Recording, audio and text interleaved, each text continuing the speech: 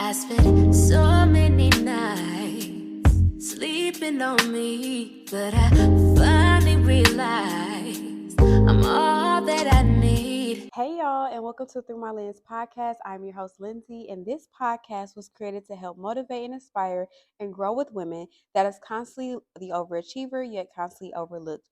The woman who is fearless with accomplishing her goals, yet often fearful of the random opinions of others. The woman who has endured heartache, but who has also caused it, yet she is still seeking to become the best version of herself. This space is for every woman that's constantly feeling as if she can never walk through her soft girl era because she's always having to wear this hard exterior. So sit down with me, grab your favorite glass of wine or your favorite drink, and let's dive into this journey, sis. So, hey, y'all, hey, what's going on? Last episode, y'all, it took me so long to upload that episode. I was just like, do I really want to do visuals this year or what? But I'm just going to stick it out and just know that that comes with the process of doing something different, doing something new. And you just have to jump in and do it anyway, despite all of the hurdles or troubles that may come. But without further ado, let's jump into this episode. I titled this episode, Don't Get Comfortable. So that's the title of this episode, Don't Get Comfortable. And y'all, this is the last week of 2023, the last month of 2023. And y'all, the devil has been working in my life. He's been real busy this month. I just turned 27 years old on the 15th of December. And I was already having anxiety about turning 27, as I mentioned a little bit in my last episode. But y'all, like leading up to my birthday, I just felt like so embarrassed, so ashamed of all the goals that I didn't yet accomplish. I felt like unfulfilled. It was just so much that I wanted to have done by 27. And I was just so hard on myself. And then because I had not reach those goals going into 27, I'm like, what is 27 about to be like? Am I about to waste another year of not accomplishing my goals? So I'm just really hard on myself. I was really down, of course, the holidays, missing loved ones. But the crazy thing about all of this is when I came back from Aruba with my boyfriend, I got into a car accident. And so, with my high level of anxiety turning 27, me being unsure of what I was going to accomplish this coming up year, and then 2 days after my birthday, I get into a car accident, I was just like, what are the odds? Like, why is this happening to me? What is going on? But y'all, I'm not even going to fake like that accident required or forced me to have a serious reality check about myself, with myself, about my life, and what I'm going to do with my life. Um, that accident was very traumatic. I was hit from behind. That caused me to spin out, and then I got hit by two other cars before I hit the concrete border of the freeway, and I passed out. And then I had to climb out of the door, backseat passenger door to get out, and I was taken to the hospital. But in that moment, after I got home from the hospital, I just had to go in my prayer closet and just pray and thank God that He granted me the opportunity to come out of that with only major whiplash and a concussion. But it's just like I could have been taken up out of here, y'all. And the fact of that being so close to being my reality really scared me. It made me think about like, dang, what mark have I made in the world? What have I done so far in my life that I will be remembered by? Have I inspired people or have I helped enough people to feel as if I lived a fulfilled life? And it also made me realize not to take things for granted, especially monetary things for granted, and really just truly enjoy and appreciate the moments, appreciate the people that you have close to you, and appreciate the small things. Like, really appreciate the small things. And I was talking about that in my last podcast episode, talking about like, girl, like you have a salon suite, yada, yada, yada. But like, no, I was just feeling as if like it could have been a lot worse. Like, yeah, I didn't have a car. Yeah, I had to find other ways to like do certain things, but like I am alive. I was given another opportunity. I was given another chance. I was given a reason for me to be here despite whatever season that I'm in right now. And it's just so crazy because whenever people would say like I'm blessed, I would just feel like, why are you saying that? Like, are you saying I'm blessed because of the things that I have? Or are you saying I'm just blessed to be here, blessed to be alive? Like, I always got that term, like, you're so blessed, or you're blessed, as something tangible, or something like for me to hold on to. And it was just so crazy because in the midst of these past couple of days and with the holidays and things coming up, I started to get back into my routine of praying every morning and going into my prayer closet and designating specific time just for me and God. And it was so crazy because as soon as I opened up my Bible, I went back to where I started, and that was in Proverbs. And the last chapter that I ended off of was chapter 12. And one verse that stuck out particularly to me was Proverbs 12:9, and it states, "Better to be a nobody and yet have a servant than to be a somebody and have no food." And to me, that resonated very close to home because I just feel like, you know, when the weight of social media is on you, or just the weight of the expectations you have over your life, like you feel like, oh, you may not be successful because you don't have this, and this to show for it. Or in my case, I may not feel blessed because I don't have these things to show for it. But it's just like, not saying that you have to humble yourself down or dumb down like the accomplishments that you have, but like when you're just so like much more grateful for the things and the little things that you have, like that will make you more fulfilled. Like when you are like so boastful about the things that you have, or always flashy and just always being centered around materialistic things, or just tangible things, it causes you to lose focus if you're trying to become a better person. Now, some people out here just being delusional, just doing their own thing, and some people really value, having nice things because maybe they didn't come from them, or they're just working towards that. And I feel like for me personally, I blurred the lines of, you know, wanting to be successful and knowing what success really looks like. Like before, I just felt like success was just me working my ass off and being able to purchase anything that I want to and live this lavish lifestyle. But the reality of it is, like, I feel like I work really hard now is because I want to leave a legacy behind. I really do want to create generational wealth. And I had to sit down with myself and realize that generational wealth is not about the things that you could purchase right now. It's about the preparation that you're making in the generation that you're in that will help the generation that comes after you, and the generation after that. It's like, what are you leaving behind for the generations to come? Like, I will always say, oh, I wanted to break generational curses, but I was in the mindset of, I'm just going to break the generational curses that came up until this point of me. But no, like, now I'm in a mind space of, yes, I want to break generational curses with myself, but I needed to surpass me. I needed to go longer than me. I needed to be bigger than just me. And now I find myself praying to God that, like, bless me so I can be a blessing to others. Like, I just changed the narrative of how I was originally perceiving the term "you are so blessed."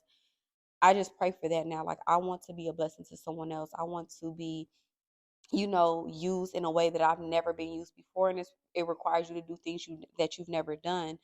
Um, but just to think that you're like not blessed because of all the things that you may want to have, or that you may not possess at this moment, like, you just have to know that you still just have to work hard for it.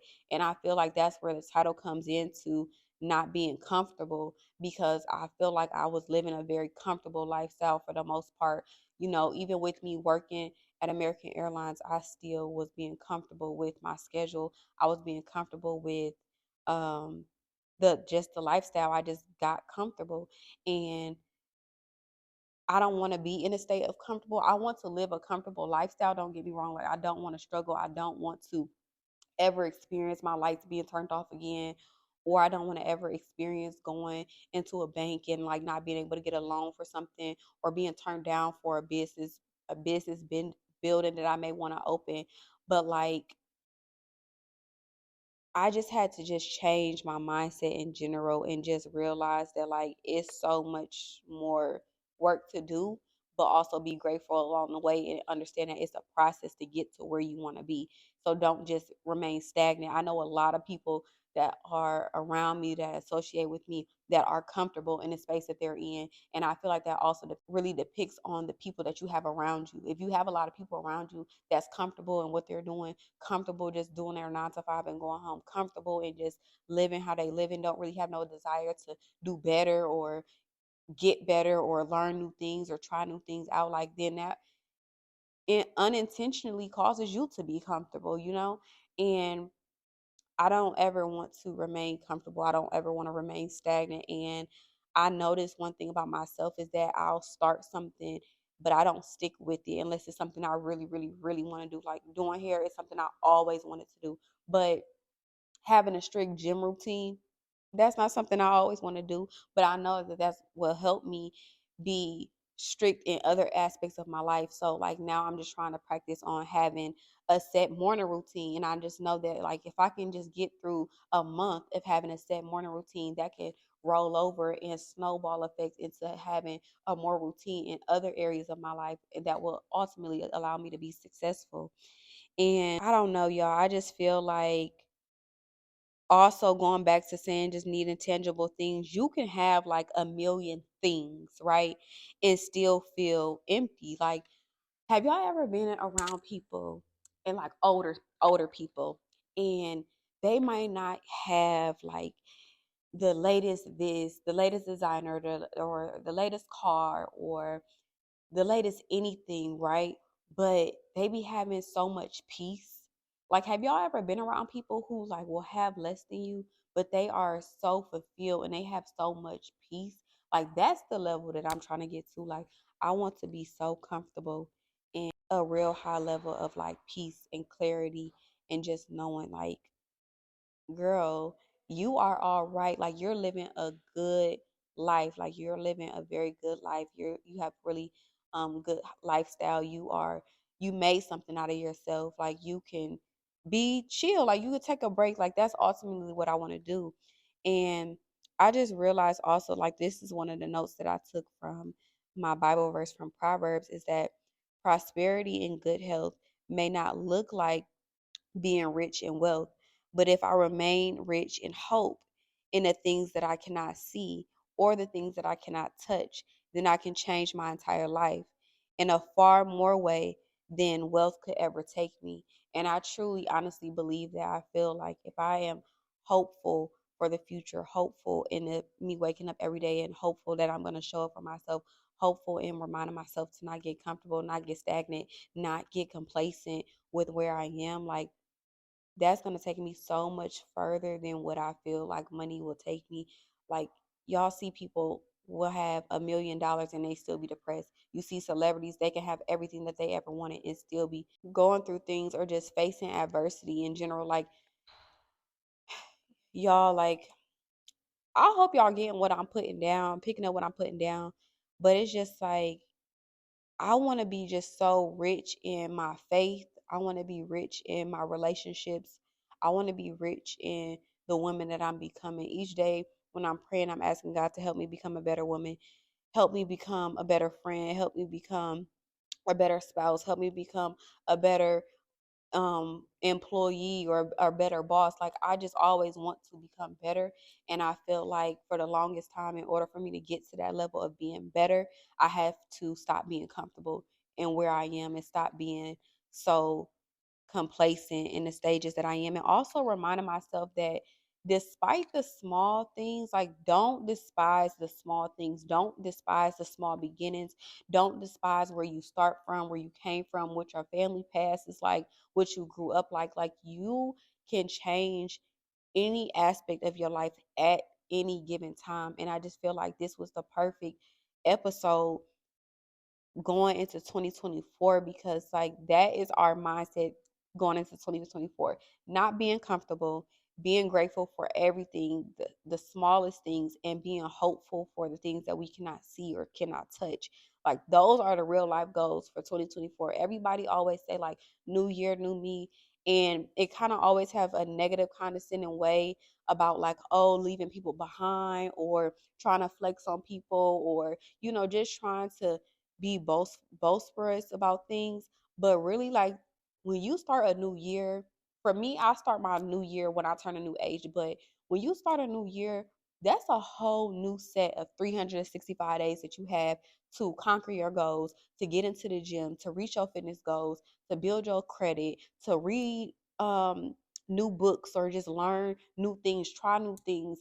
Like that should be your goal. Like when the clock turned to 12 a.m. January 1st, 2024, baby, we taking them training wheels off and we need to be riding it all the way out. Like we need to be riding it all the way through. Like we need to put work behind the words that we say and the things that we say that we want to do. And I just feel like we need to have people around us that holds us accountable. Like even if you have to leave some people behind, like I always say, some people cannot go where you're destined to go. And I just feel like when you have a relationship with God, ask him like what am I supposed to be doing, what is my purpose. I ask God all the time why.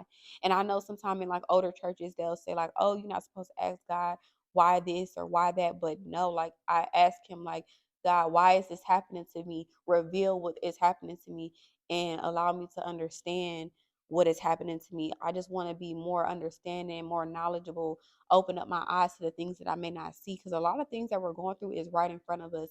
Like for instance, like even though that accident was unfortunate for me, it opened up my eyes to say like, wow, you really need to be more grateful. You really need to be more appreciative. You really need to be more in tune with the quality of work that you put out into the world. And if you say that you want to make a change, if you say you want to help people, if you say you want to be a vessel for other people, what actions are you putting behind that? What are you really doing? And so for the longest time I felt like I was living like with imposter syndrome of portraying a certain lifestyle and then being a certain way behind closed doors. But I had to realize that it wasn't imposter syndrome. Me coming on the podcast and talking about the topics that I have aren't just things that I research and be like, oh, let me talk about this on my podcast today. Like, no, like I either get my topics from things I'm going through in my life or something that may have read, just like I just read Proverbs 12. Like it sparked something in me. So it's not about me having imposter syndrome. It's the fact that when I press play or when I press record on this camera, or last season when I was pressing record on my microphone, sitting at my desk staring out the window when I'm recording my episodes, it's like I'm putting out all of this stuff that I'm feeling, but I have to hold myself accountable too. Like, like I'm not an influencer, I'm not a celebrity, I'm not a person of high status. Do I desire to be an influencer one day? Yeah, but in an influence in a completely different way than like what most influencers would be known for. When I talked about being comfortable, you have to be uncomfortable and not allow people around you to get comfortable. That's another thing. People can get comfortable on how they talk to you, get comfortable on how they treat you, get comfortable on how they handle you. Like we are not allowing ourselves to get comfortable and we're not allowing other people to get comfortable with us. Like we need to hold ourselves with more like respect, hold other people accountable to respect us. And if people aren't supporting you the way you feel like you need to be supported, if people don't believe in whatever vision that you have for 2024, just know that this is our year. Like this is what we're going to do. We're not getting comfortable. We being grateful. We being hungry to better ourselves at all times. And I look forward to 2024. I look forward to everything that it has to offer. And I just can't wait. So we're not getting comfortable. We're not getting lazy. We're not being around people that don't help us elevate. And y'all, I'm excited for the new year. I have so much in store. But most importantly, I'm excited for this level of discipline I'm trying to have, this level of renewal. I'm trying to have this more grateful spirit, this more thankful spirit, this more like soft spirit. I know I always talk about walking in my soft girl era, but I was just telling my boyfriend the other day, I don't want to just walk in my soft girl era. I want to be a soft girl. I want to be a soft girly, okay? I want to walk in grace. I want to walk in my full femininity. I want to walk in confidence. I want to walk in conviction. I want to walk in faith. And I want to start turning to God more about things instead of running to my friends right away about advice or just about anything. And I just want to be more appreciative of every single thing that's in my life. And so, without further ado, I wish y'all a great new year. Happy 2024. If you haven't already, follow me on Instagram at Lace by Lens on Instagram and TikTok. Mogul Fit on Instagram and Mogul Salon Suites. I love y'all. Bye.